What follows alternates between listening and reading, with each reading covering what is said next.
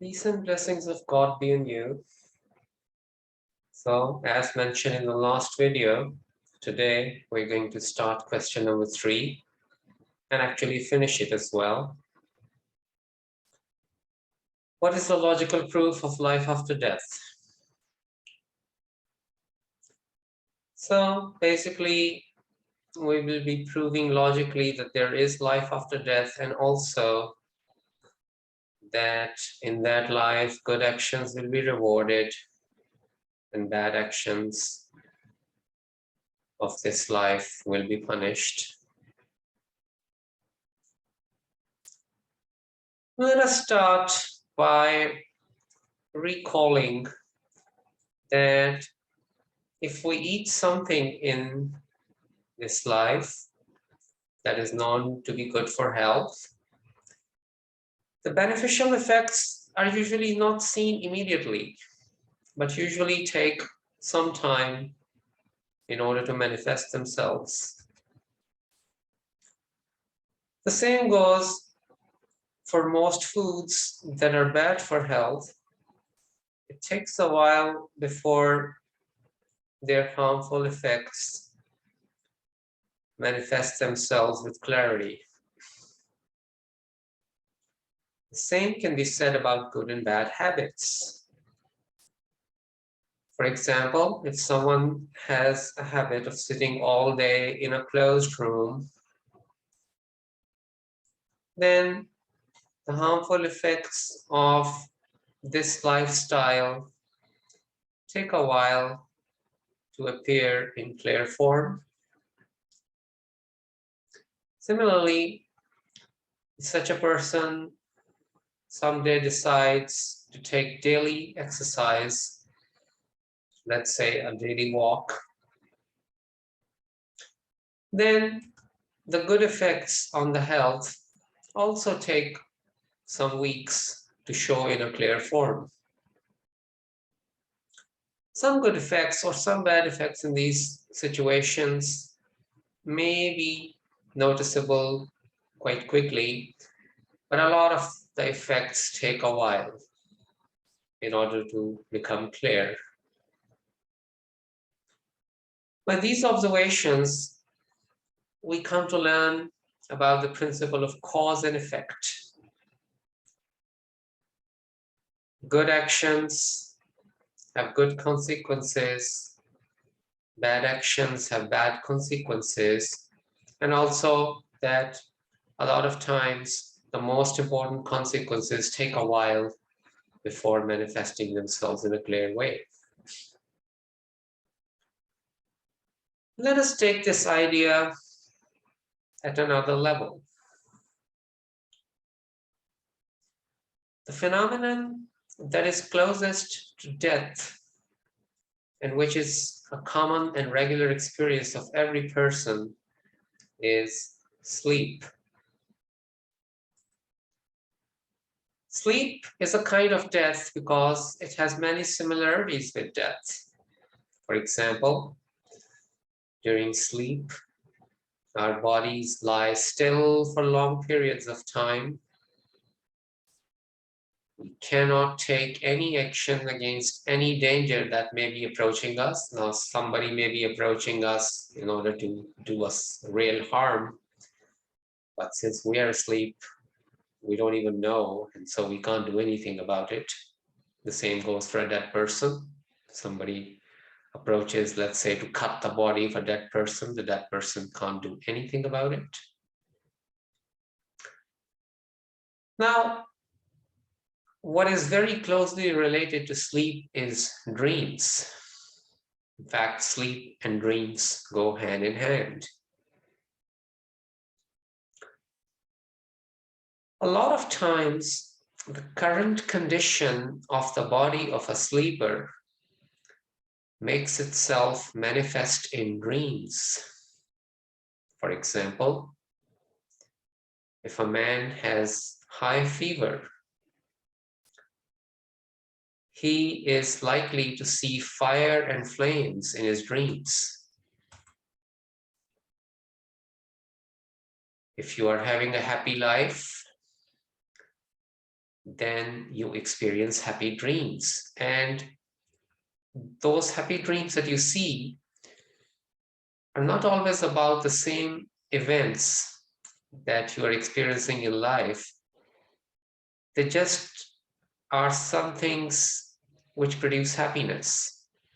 The events of life and the events of dreams might be different, but the common thing is they're both happy.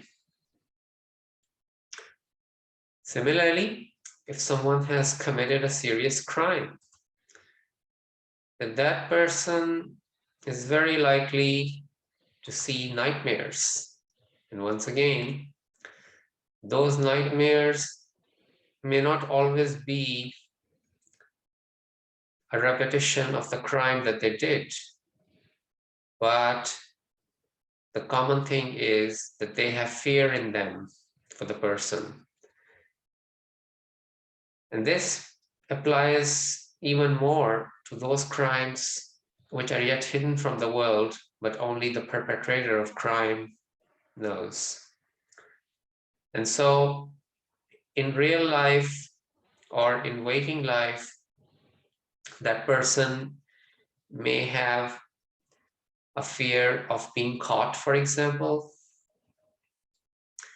And then what they see in their dream is also something that produces fear, but it may not always be of getting caught. It could be something very different. But again, the common factor in the waking life and in dreams would be fear, nightmares. So from this discussion, we derive the following conclusions. Number one, actions have corresponding consequences. And these consequences usually take a while to manifest themselves in a clear way. Number two, the manifestations of the conditions of the body, brain or heart, whether known or hidden, often reach a very vivid form during sleep, which at first sight seems paradoxical because sleep is supposed to be a time of rest, and yet somehow some part of us is even more active during sleep, the part which is involved in watching the dreams. So that part is even more active during sleep than it is during waking hours. So we can say that the manifestations of our inner conditions are in inverse proportion to the physical activity of our bodies. The less active our body is, like during sleep, the more manifest the inner conditions become, as we see in the dreams.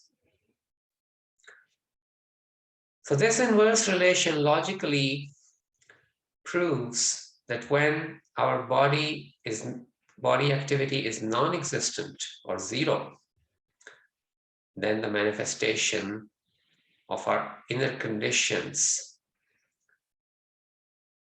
should be even more vivid than they are during sleep,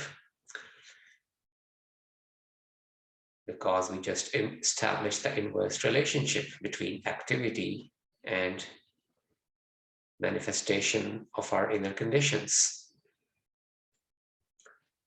Now, life is all about consciousness of what happens to us. That's the one main thing that separates life and death. And we have logically proven that there is life after death because we have proven that there is consciousness after death. And consciousness of what is happening to you is basically life. And so there is life after death.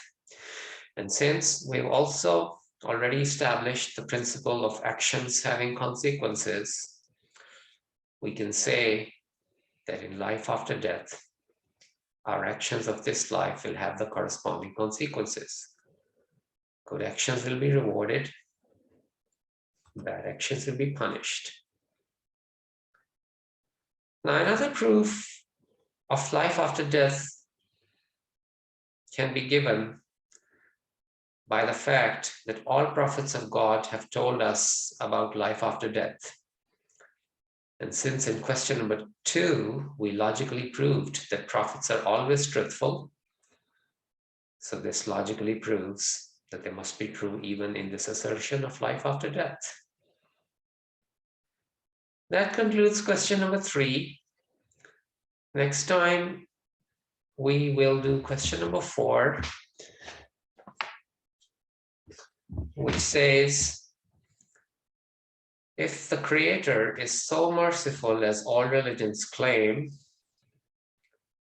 then why is there so much suffering? God bless you.